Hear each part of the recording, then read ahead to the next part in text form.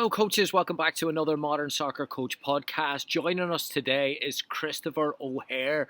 We talk a lot about coaching changing, the role of coach analyst and dual roles in coaching, but we don't talk about coach psychologist. We are going to talk about that today. Kris works at La Liga club Villarreal. I'm sure you've heard of it. He's coached all around the world, and we're going to talk about his unique role and his unique pathway. Before we start, if you're a fan of the tactical work we post and you're a fan of the tactical side of the game, we have launched a new Modern Soccer Coach football analysis bootcamp.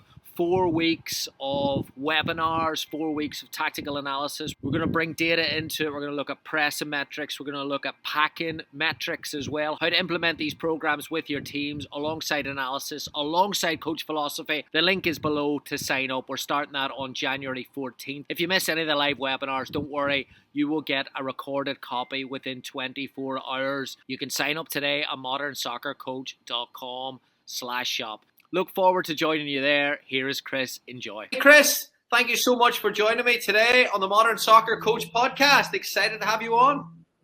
Nice to be here. Thank you very much for the invite. The topic is quite specific, but I think it's going to cover, I'm really excited about it. I think we're going to cover culture, player development, your journey, all these great topics, psychological profiling, onboarding new players, bringing in players into a new environment.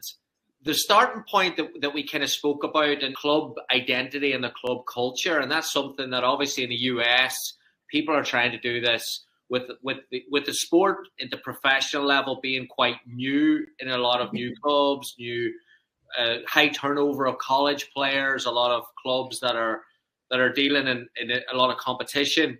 Culture is always moving, and I wanted to get your thoughts on that initial first phase of how do you think the best way to build that clear identity and the culture, how to go about that process? Culture is almost a hot button word within modern day society, whereby to some people it almost seems offensive these days, and to some people it seems invaluable. I think both of those things can be true depending on how you use it, as all words can be. I think that the word culture really needs to be looked at in a much more broader scope, because we're seeing in many different places, whatever country that may be, an almost degrading of modern day culture, whereby people don't know what that means. And that's also the same in football. As we become more specified, we lose really track of the clear identity or clear objectives that we can have, and it becomes almost results orientated. There's an expression that I really love, which is unspoken expectations, premeditated resentments. And this filters down through organizations, as people don't really understand what the organization or the club or whatever it may be, what it stands for. People can be listening at home and say, well, results winning games, but that's just not true. If Stoke City gets 7th 3 years in a row under Mark Hughes in the Premier League, at the time when he was fired the year after, that was because he wasn't then jumping the next level up. I'm sure now, if you ask Stoke City fans, they would almost bite your hand off for another repeat of that. And some of the players they had at the time were absolutely fantastic. So I think that a clear identity of how objectives result in success, not results being the success. That's how culture should be defined. And culture can look many different ways, depending on what it is that you want. But first, we need to nail down what we call in Spanish the matices of what the culture is. That means the details. So, what is it that defines your club differently from others?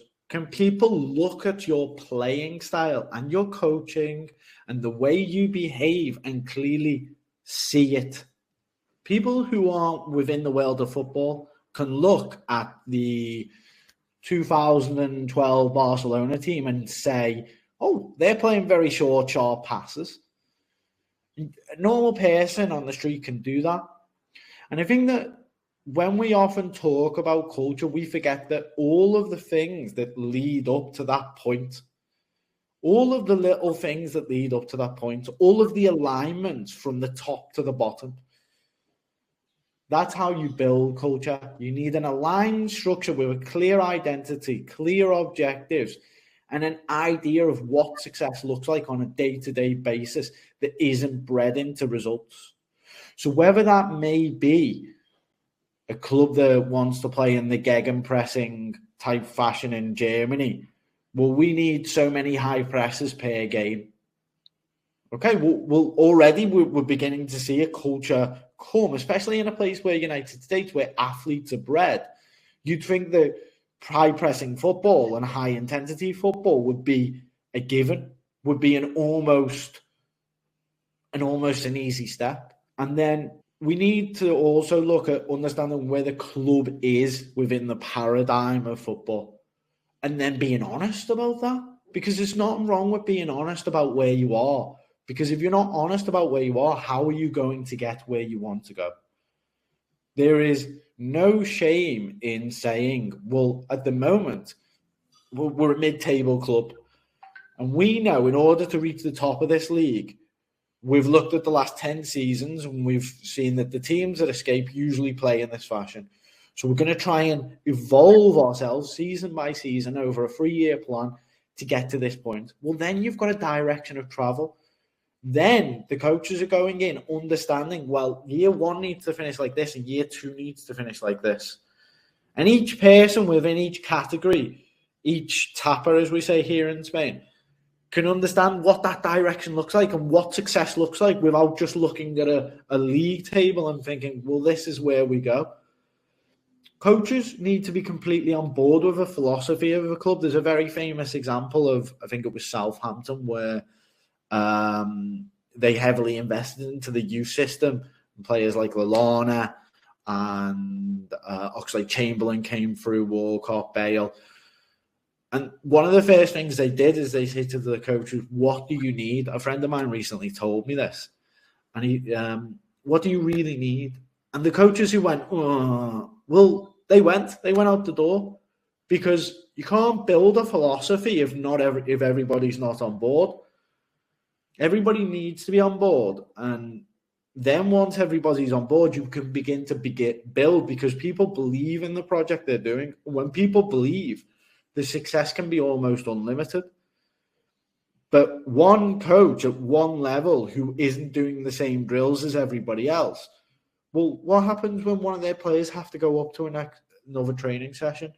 That player isn't going to be able to perform in the same way. On pitch, they'll be making different runs. They will be interpreting the play in a different manner. There needs to be a specific alignment with a ladder of success in each environment, so players and coaches can understand how it is that success looks like, rather than just subjective commentaries. Yeah, just on that, subjective commentaries, and then going back to your point about honesty, and then going back to your point about the gegenpress and knowing what you want. That all put together sometimes I think looks like youth environments where people want to do everything. They want to be a possession-based team. They want to counter press. They want to be high press. They want to have psychological support. They want to have all this other stuff, because that's how they view, well, if we don't have it, because it's a business model, but is there a threat then of ticking every box and then ticking no boxes? For example, jack of all trades almost as a club. Yeah, one of my favorite players, quite obviously from history, is Steven Gerrard. But Steven, I was thinking about this the other day and I was ruminating on the thought, and maybe I'm wrong. I think Steven Gerrard did a lot of damage to modern day football because he could do everything. He could do everything. He could defend, he could play right back, centre back. If he was on the transition, he was deadly. He would play centre forward. I'm pretty sure he could have led the line quite easily. And when you look at modern day footballers, or even players from the past, actually, if you just look at footballers, that's not common. Actually, it's so uncommon that every professional who played sport and who played football in his era references him as being one of the best. Now, it's okay if you are a producing club to produce one type of player who is incredible and have that as your academy's backbone, where you're selling that type of player or where you're producing that type of player to a very high degree. And that might be a floating number 10, it might be a solid centre-back, it might be a covering centre-back, it might be a ball-playing centre-back, it might be a progressive dribbling centre-back. It could be many different elements. However, having that very clear gives a backbone to a club. And I think that the most successful clubs in modern time know exactly what they're good at producing in relation to where they are. There are many different elements in this, and we'll come to touch them later on because I think they're very important. But knowing who you are, what you can produce, and then what it is that your culture is synonymous with is incredibly important. The likelihood is that of the United States right now producing a Virgil van Dijk like centre-back is very, very, very low. But the likelihood of them producing very fast, tricky wingers is probably much higher. So why? Because in America, is it a very individualistic society? It's a very, when you look at the different studies about societies, which I'm obsessed with studying where I am in order to understand and then produce the best possible and then connect with the players, of course. Well, if you look at Germany, what do they produce? They produce operators, technical operators. Do they produce marauding centre forwards of the Haaland or Darwin Núñez? No, they do not. And I think that each culture molds its players in a certain way and has an effect. And we'll talk later on about the personalities, but I think that knowing who you are and what you want to do is incredibly much more efficient than anything else. Look at RB Leipzig. Very, very clear on what they do, and they do it well, and they produce it well. Yeah, once you know what you want, and you're a recruiter, either as a coach who's maybe they're 14-year-old and they're trying to bring them into their team, and they're at the elite academy level, or maybe it's college, or maybe it's pro, and then you're looking at saying like, okay, how do you get an understanding of that player? And I put in the questions that sometimes this analysis world that we're living in right now, sometimes it leads to bad habits, and we're just watching a quick 40-second, 50-second clip, 3-minute video of someone. Yeah. What's the best way for people to get an understanding of the player and the person when they're looking at recruiting them? So I think that the data-driven scouting is wonderful. I was enamored with the Moneyball idea as soon as it became a thing in the United States. I used to read about it quite a lot. However, what separates the 1% isn't technical ability or tactical flexibility. It just isn't. And it's character and personality that separates those paradigms. And I think that quite often we're looking at players in a way that is extremely limited. We're not looking at them at their ability to improve. We're not looking at ways they can prove their cognitive potential, which is something I'll come on to later on. When we understand the player, we really have a much more complete idea of where their trip will go, where their journey will take them. So therefore, with the bearing in mind that a lot of coaches these days, very famous sports psychologists such as Jet have talked about this, about how most coaches are psychologists of sort. They have to deal with these issues. And I think that the next stage is really giving coaches the ability to view things in a different manner, to upscale themselves, to improve themselves, and see how we can elicit those responses from players to understand who they are as people and whether they will stand up. One of the great examples very recently is the Tottenham versus Chelsea game, in which Ange Postecoglou, he played a high line with 9 men. Why did he do that? Did he do that because it was the most tactically intelligent choice? No. Did he do that because he wanted to turn the game into a training session? No. He did that because he wanted to see who would follow him into battle and run through walls for him, and then set a standard at the club that all of these days have gone by where players were deciding what they would do on the pitch, or players would, they have gone. And from that, he would have had a very, very, very good idea. If it gets to the 90th minute and I need a team to stay calm and cool under pressure, who can I rely on? It's things like that that really give the ability to see and to understand what's happening. When it comes to doing the due diligence on players, I think that's something that players, the teams are now doing more of. They're now trying to understand players. They're trying to put themselves in places where they can try to see what players are going to give them from a personality point of view. I know that they do psychological profiling on players beforehand. I know that a lot of agents are trying to get players to behave in certain manners, to join certain clubs and form their personalities in that way, which I think isn't a negative thing, but it's all cloak and dagger, isn't it? At the end of the day, when we're talking about this amount of money, we're talking about huge amounts of money. So as we move forward, I think that we're going to see a lot more emphasis on producing reports psychologically on players, as well as technically and tactically. Well, how did he react in this moment? And then if you were to chart a season or 2 seasons and you were to see what was his reaction when he gave away a penalty, was he able to refocus? Was he scanning the same as before? Because that's a big thing. If I'm playing football and I give away a penalty and I'm no longer scanning, I'm no longer looking as much, you can tell that my concentration has been lost. Whilst if we look at the best players, they're able to self-regulate themselves throughout games.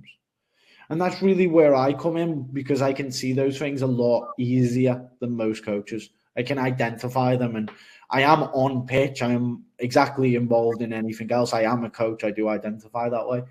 But I also identify as a sports psychologist. And that gives me the ability to understand things from a much more comprehensive or different manner. I don't think I'm better than anyone, not of course, no. Hello coaches, we'll take a quick break here.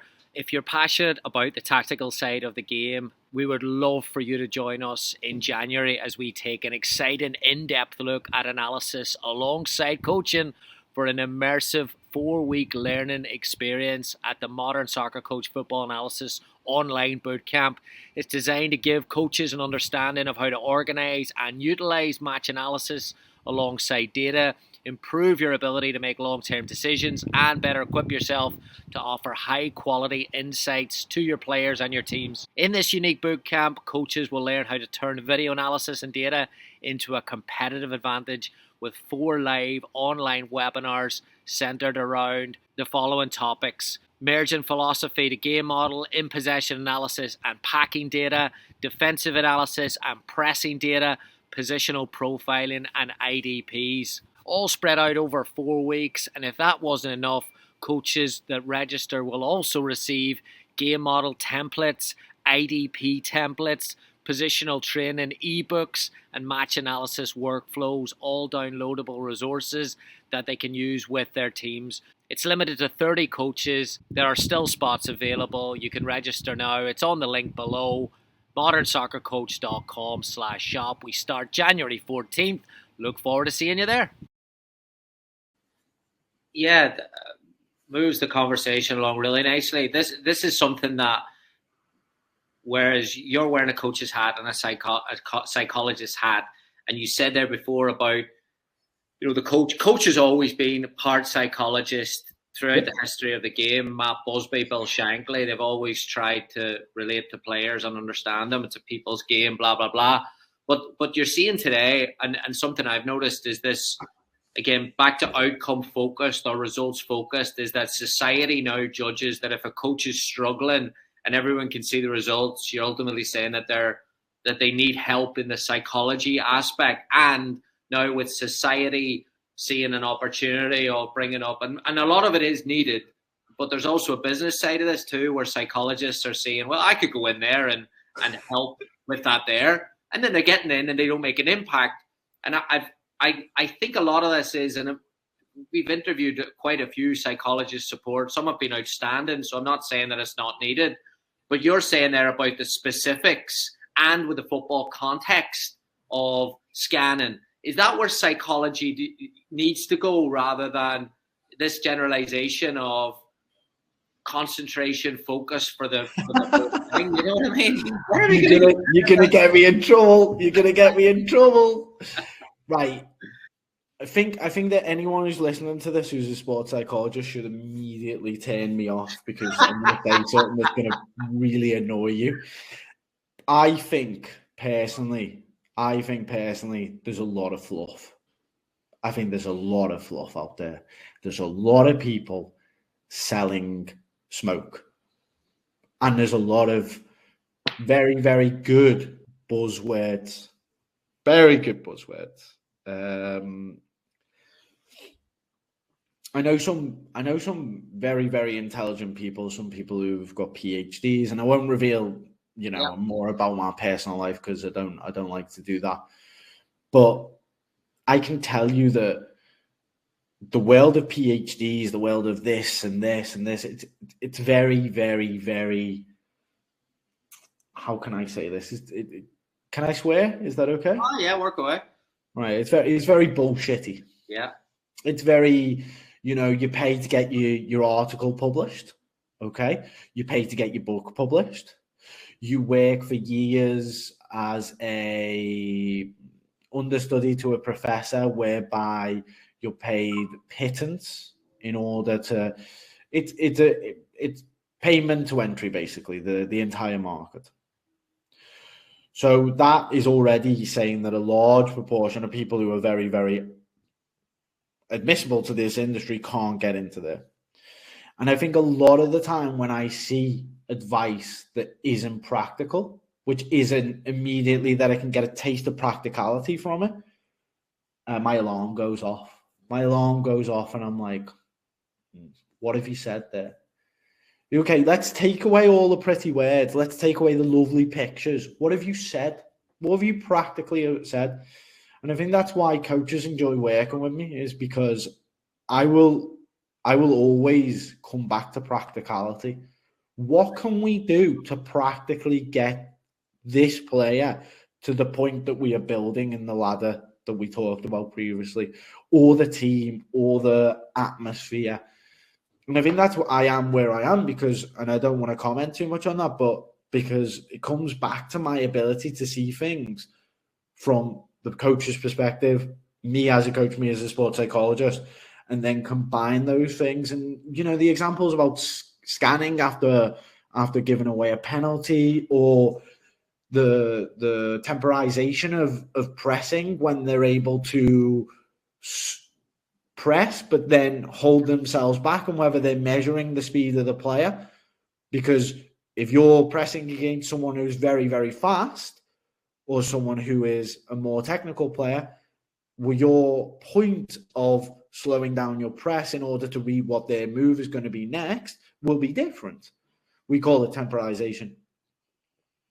So me reading that on pitch gives me a very good idea of where someone's head's at. Me looking at an activation phase and looking at a player, and the player's just passing the ball without any sort of intention.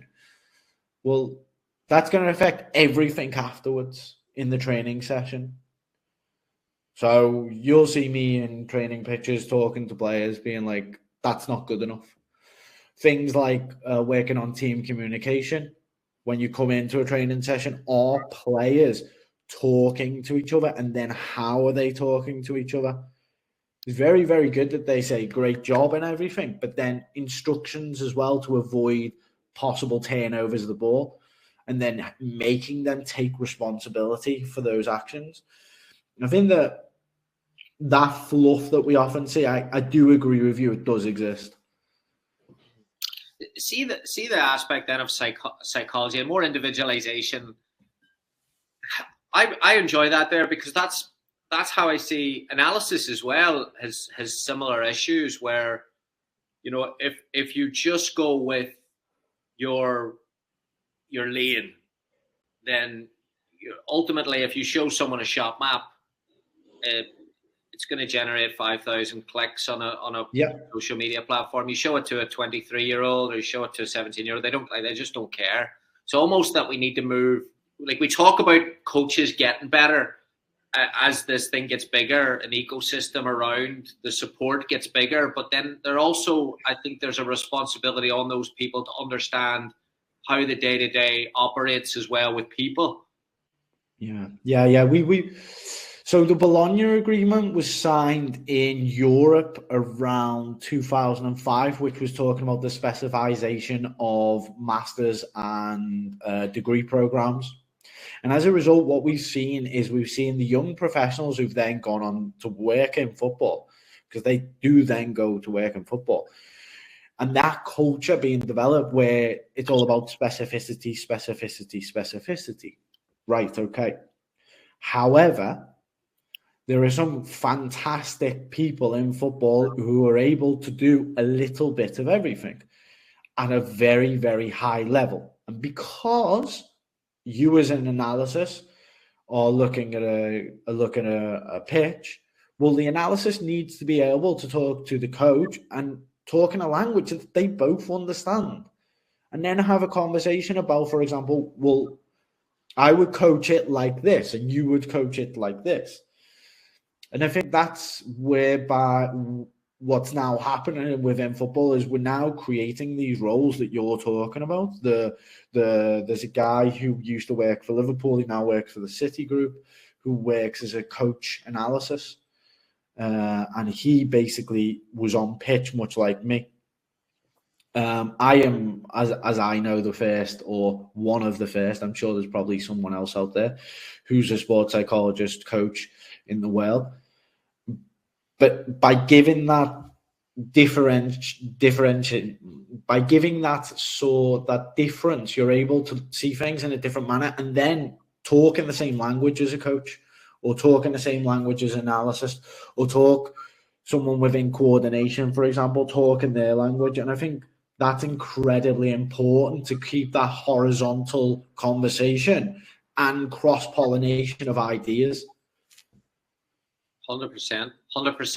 You see when you're talking about then the player coming in and adjusting to the environment, and obviously you've got the lifestyle and you've got the external, and you're trying to invest, but you're trying to get an understanding of that player. How do you think coaches can get better at making it strengths based, so you're not taking a player in and completely adjusting them to the environment?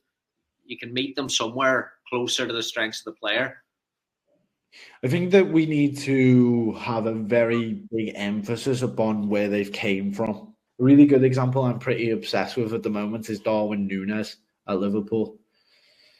The reason I'm obsessed with him is because he comes from a relationalist type of football. So we have positionalist and then we have relationalist, whereby what his main strength is reacting to events, reading, reacting, and then doing, not resetting and repositioning. So, for example, someone like Jeremy Doku at Manchester City, who is an incredible footballer, what he will do is he will go back to his wing, keep discipline, stretch the pitch as much as possible. He will force the other team to basically keep one on him at all times.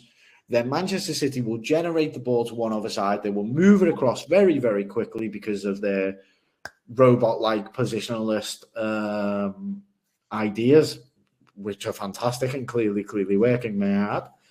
They will move it right across, and then Doku will produce the same situation again, 1v1. Whilst someone like Núñez is basically reading the game at all times and then almost like a street footballer in a sort of if we go even further back, a Robbie Fowler type way, reacting and then just trying to play the moment. Why is that relevant to what I'm talking about? Because by understanding where a player comes from, you can understand if they fit into your philosophy and where you want to go. And what we see a lot of the time these days is we see clubs at the the biggest echelons of football signing players that they never should sign. You should never sign this guy. This guy is in no way suited to where you want to go or how you want to play. And then we see players being signed with no relevance about where their prior coaches were. And then if we move this down to a lower level of academies, because that might be where most people are listening from, well, what are their mental strengths before their actual technical and physical abilities? Because if you have a team who, when they are losing, they're quite often demotivated, well, I know what type of player I need for that team. And that's almost more important than the technical and the other abilities. I know what type of character I need. I know what type of questions to ask. And I know now within modern football, a lot of academies, they have, for example, hidden, may I add.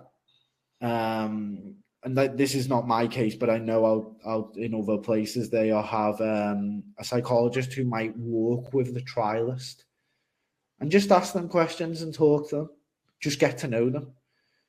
See what they think. See who their favorite players are. See what their favorite games are. See if they're a student of the game. See if they are the type of person who hides when there's a few more people in the room. You know, if there are the big wigs in the club, does the player hide and not want to be seen? Or does the player just not care? Well, that's easily testable. Or when they are introduced to a random group of people, what is their reaction? What is their reaction? Because you can read a lot off that. You can read a lot. You can see how they react, the way in which they communicate, whether they're able to understand the concepts that exist in the club as well. Because every club will have concepts, and this is something I should have mentioned earlier on about language. Language is so important. And I guarantee you on the East or the West Coast of America, you will have very different concepts of football or concept of words that then result in actions. Well, if those concepts are not learned or not understood, that's going to be a barrier to entry as well. And I think all these little things clubs can do in order to find that 1% and that information that will give them the idea of who the player is off the pitch. Social media is incredibly important, of course, understanding where they are in that. And there's an argument for you probably want someone more of a Roy Keane type mold that society these days wouldn't deem applicable.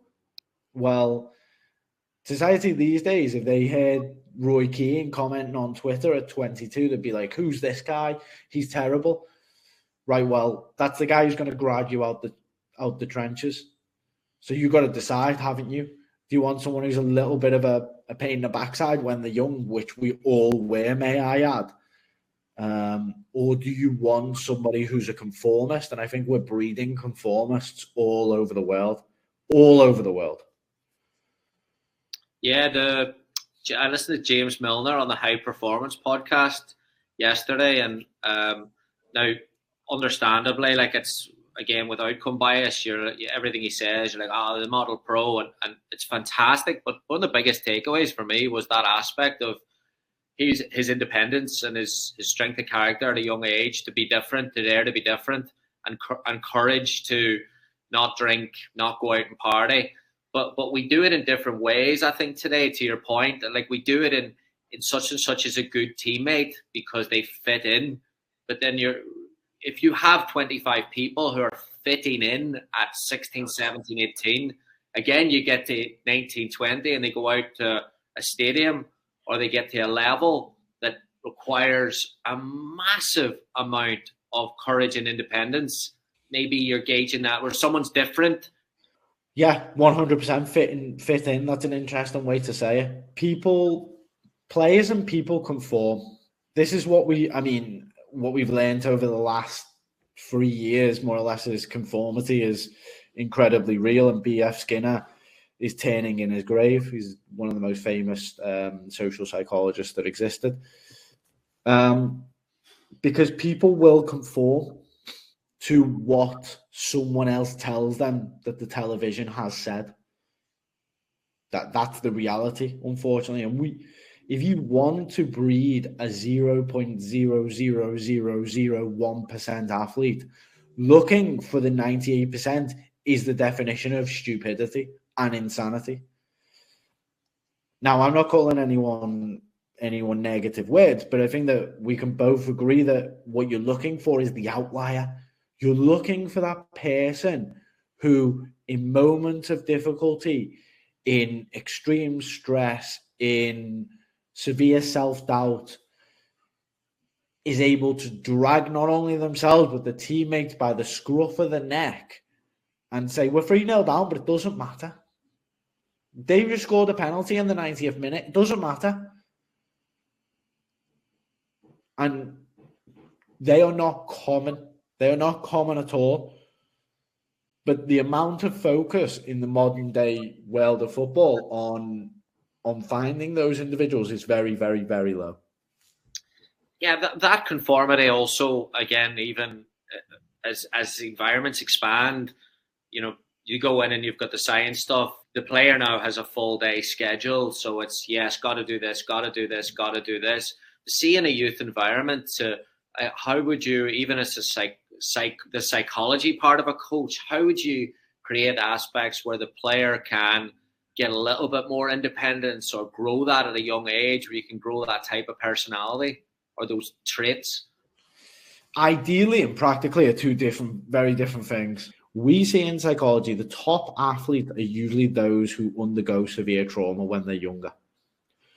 Why? Because they come through a difficulty, but they are no longer, for example, they aren't in a place of addiction or to the extreme, but they have produced a severe and extreme resilience level to overcome the majority of boundaries and a self-drive that very rarely exists if you grow up in a comfortable environment.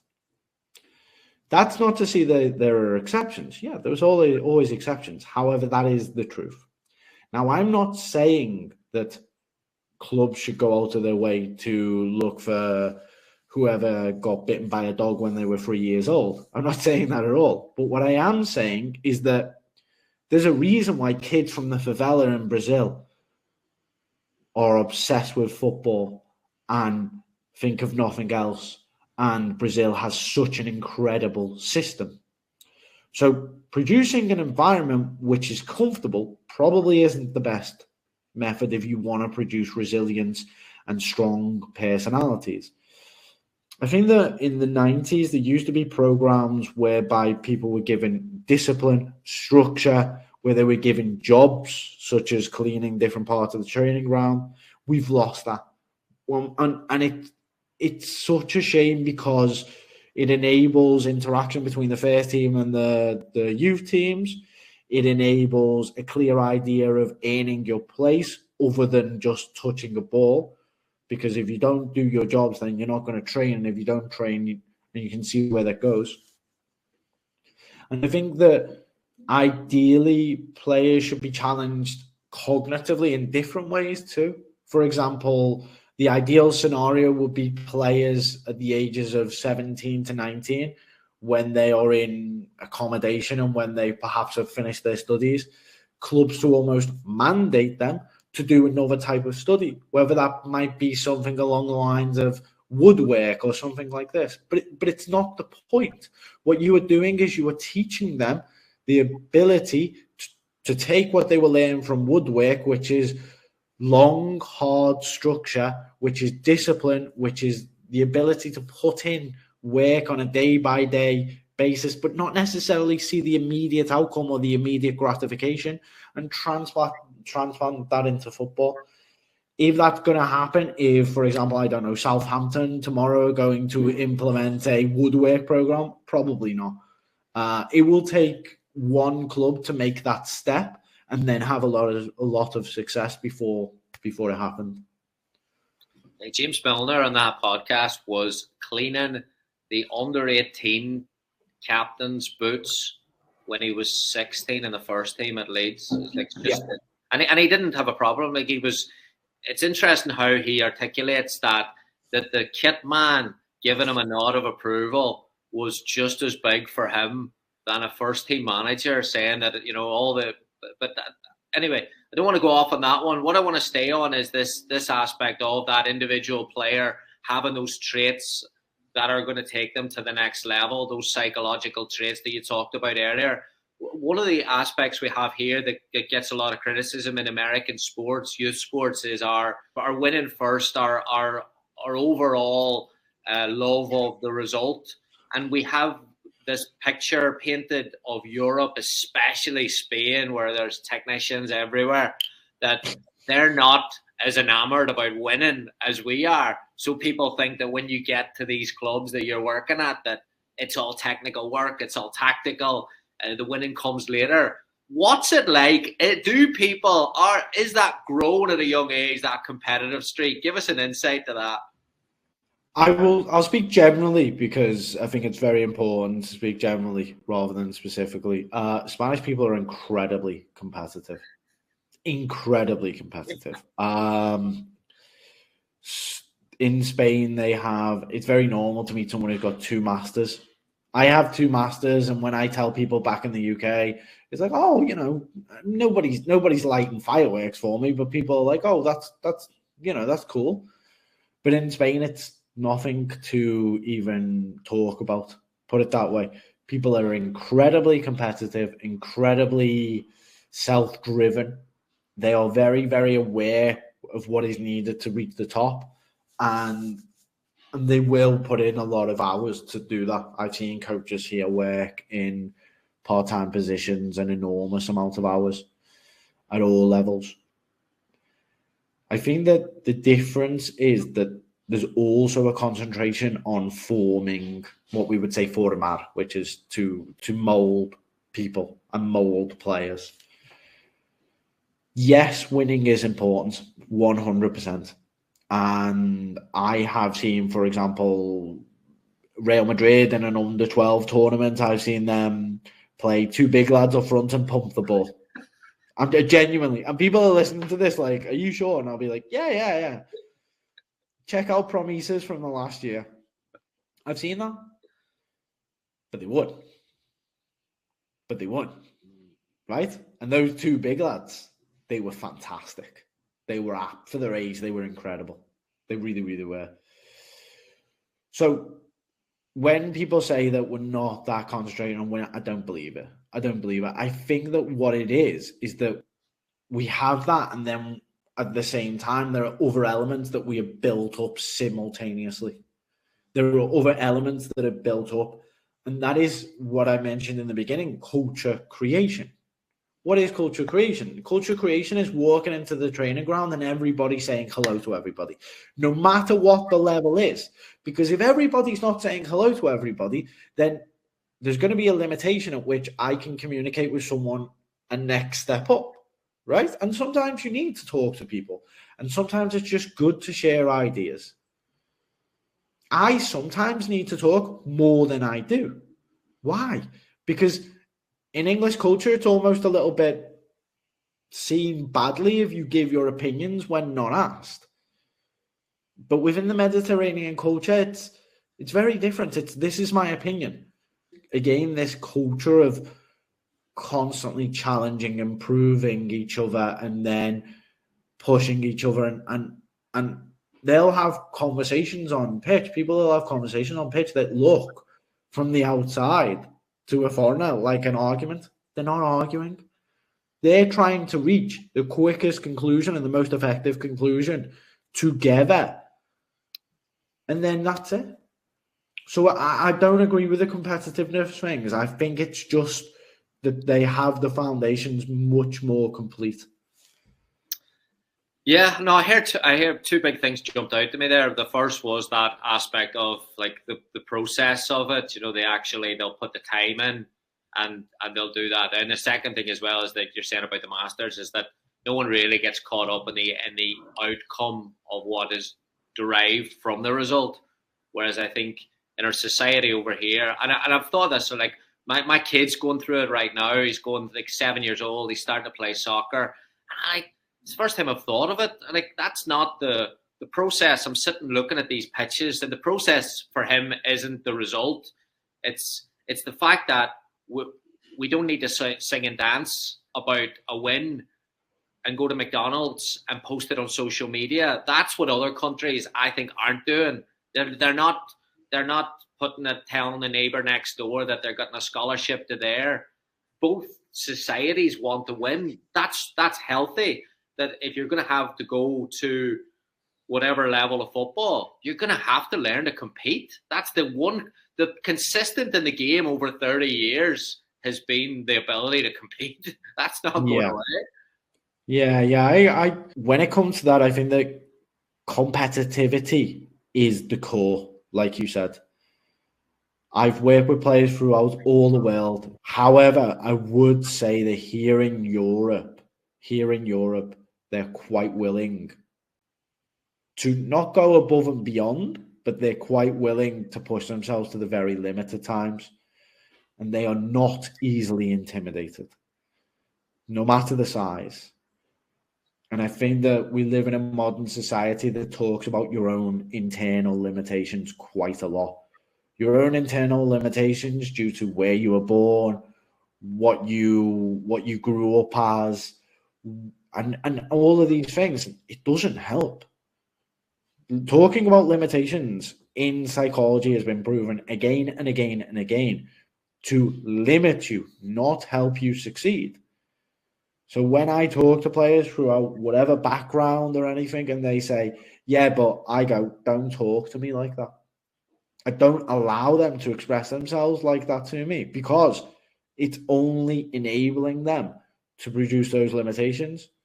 They say, okay, that is true what you said. He is faster than you. How can you overcome the situation? How can you overcome it? And then I remind them, you are brilliant at moving right and then receiving the ball on your left foot and checking inside immediately. Is that pace? No. Okay, great. Well, I've just destroyed the paradigm that person set inside themselves. And immediately, within under 5 seconds, we've got very effective communication that gives them self-belief and a visualization of what success can look like. Before we finish up, I want to get to the profiling piece and looking at a club in terms of, you see these player profile now, you've got players that are looking at saying fitting a certain tactical criteria, a certain technical criteria, and we've kind of talked about the mental traits that it's going to take. I mean, if you went to a club in the US, like what would you take and say, listen, this is a non-negotiable. This is an aspect that we've got to work on from day one. I think that if we're getting down to the nitty gritty and the practical stuff, which I think is very important, I think that the first thing I would do is ability to engage opponents. Even as you watch the Premier League, you see games where clubs will have 34 shots. And then you'll watch the tactical analysis and you'll be looking and you'll be thinking, yeah, but you shot that ball before you even got pressed. So you haven't engaged your opponent whatsoever. Or, for example, a team scores 2 on a attacking transition. Okay, but they scored 2 on an attacking transition because nobody engaged in the tackle. They pressed, but they didn't engage. I think that in order to make sure the competitivity is always there, engagement needs to be drilled into players. And engagement means contact. Engagement means contact. We are not playing a sport where you can score 90 points a game because it's so easy to score. Well, to be honest, if it's so easy to score, maybe we should make it a bit more difficult now. In that regard, contact. I would insist on contact upon every exercise, and I would build my exercise based around the principle of contact, because contact is the base principle of competitivity. If there is no contact in football, there is no competitivity. Now, I'm not saying any sort of red card Brexit-like challenges, as my players from Eastern Europe always say to me, which is really interesting and funny. They always just, whenever I'm on pitch, they just shout Brexit at me because it's hilarious. Let's be honest, it's funny. Even I laugh and give them a hug and so on. But what it means is that you have to define all of your actions and then look whether contact is taking place. Well, there was a tackle. Well, was contact there?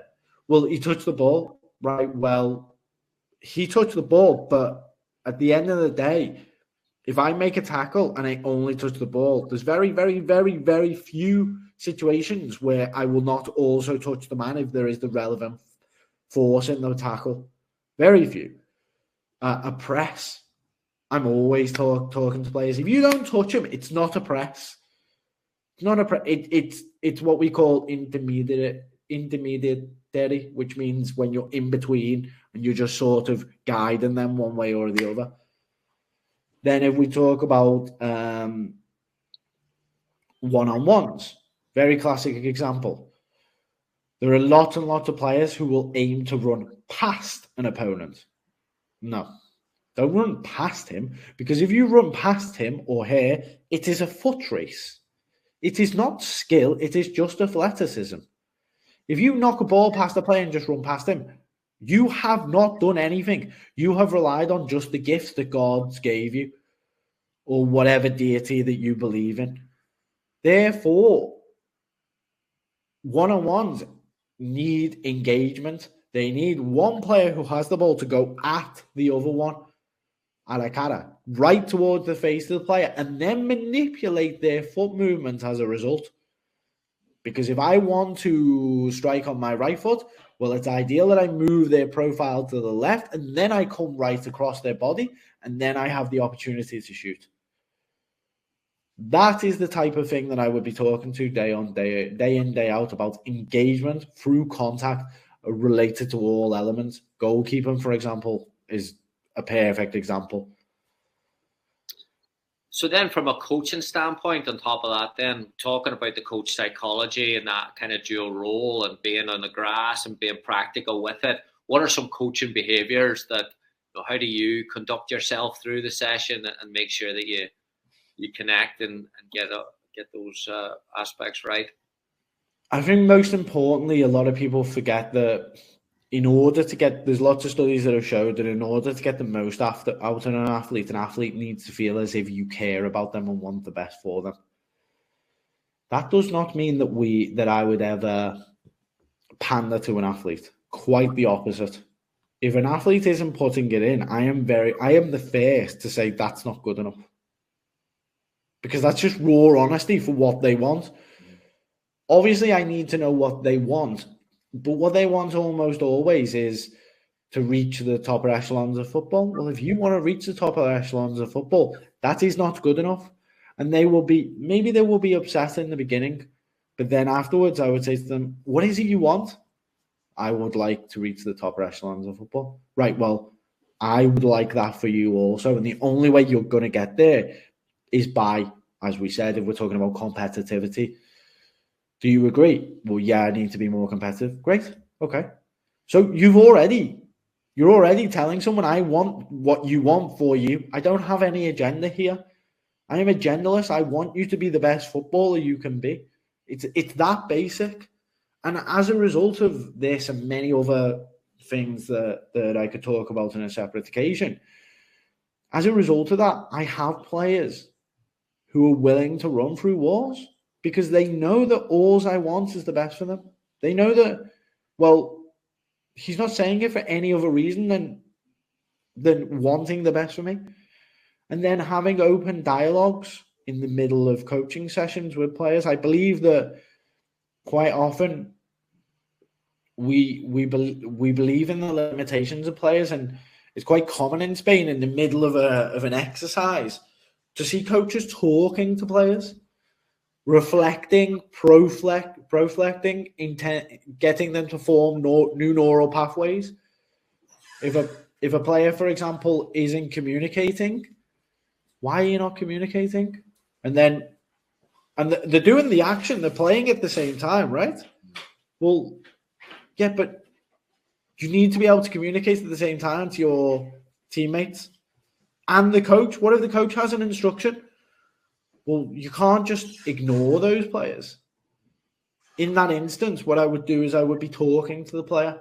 I'd be saying, right, what did he need to do? Right, he needed to turn. Okay, why didn't you say it? You're playing centre-back. You can see the entire field. That's your responsibility. That's your responsibility. And you haven't taken it up. Why? You need to take on that responsibility. Because then, if I am playing a ball and I'm saying turn, well, he knows he's got the space, and then we're already manipulating. Because sometimes the pass is not designed to turn. All of those things are manipulating the situation in a positive way. The word manipulation is often seen as negative. It's not. Because if I was to manipulate you to become an incredibly successful person, you wouldn't come out the other end throwing cups at the wall shouting, I can't believe Kris did that. That's not the way it is. What I'm trying to do is get the players to reflect, proflect, and try to improve them in each moment of the training session on pitch as a practical example, and then working obviously with the coaches in order to create a way in which they want the team to be, because each coach will have small things about themselves that will define them differently from others. Brilliant. Your journey's obviously been like there's been a ton of formal education and learning, and all your experiences have gone with that there and on the grass and around the world. What advice would you have for coaches that are looking at saying, one, to work at a high level, and two, maybe to upskill or to get better at the psychology side? Like, where would they start with that? I think the most important thing is be vulnerable. Be vulnerable. For example, yourself and we had a dialogue before this, and it's a completely open dialogue, just based on vulnerability. Maybe I said something to you, you could have said to me, off you pop, son. but that's the reality. Yeah. But you need to put yourself in vulnerable situations where you're saying to people, I want to learn, I want to improve myself. And you'll find that people like to talk, People like to talk. Listen as much as possible. Because people will, if people feel like you're trying to learn from them, genuinely learn from them, not in a sort of sending someone a Twitter message saying, how can I learn Spanish? Don't ask me how you can learn Spanish. That's a ridiculous thing to do. I receive it all the time. How do you learn Spanish? I'm like, do I look like that bloke? What do you mean? How do you learn Spanish? Right. That's not learning. That's being lazy. The internet has far better answers than me for that. But the point is, put yourself in vulnerable situations. Going to Spain I had to completely lose all of my pride. The amount of times I've said a word wrong, or I've made someone laugh when I didn't mean to. And just to be clear, because you said this before we started recording, you didn't speak Spanish before you went there. No, I didn't. Hola and adios. That's amazing. Yeah, because I knew that the only way I was going to make it in football is if I differentiated myself. So I came to Spain. I was coaching in Korea, a little bit in Japan, in China.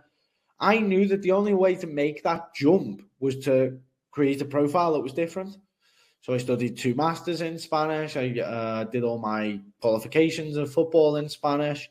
And there were moments when I said some things that were hilarious, laughing at me, not with me, at me, right? And for all you listening, I would appear to be a grumpy, bearded man from Liverpool who has the tan of a man who's never seen the sun, right? The amount of comments I get about my white legs doesn't matter. The amount of times I'm talking to someone in the club and my perspective is very, very different perhaps because of the English background. Doesn't matter. I'm here at all times to learn.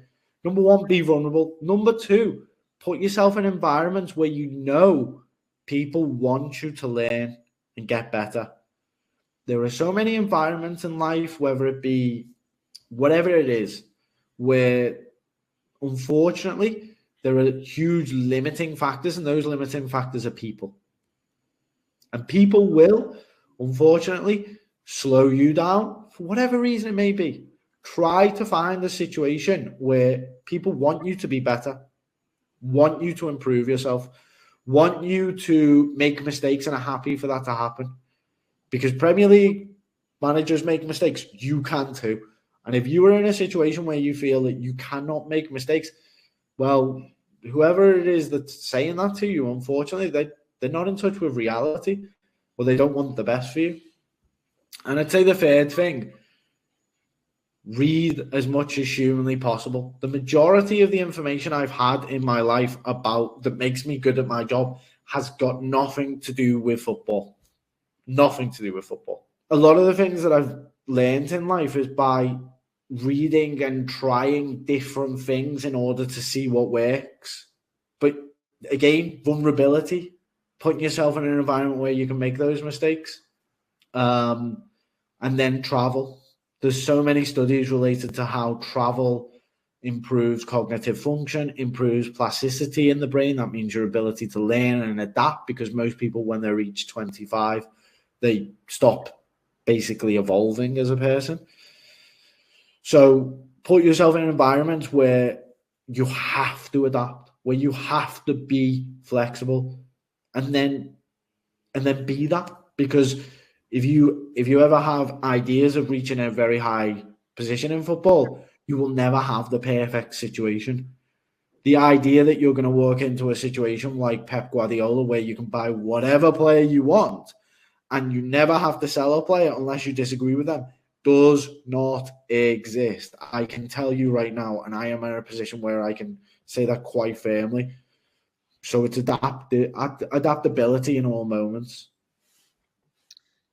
It closes it up nicely, because when we first start talking about a culture, talking about honesty, talking about genuine people, and I almost think that the more genuine individual people are, have that humility, that work ethic, that vulnerability, you put out a group of those people together, you've got a decent chance, haven't you, of starting to build a culture that people are going to enjoy and want to be part of.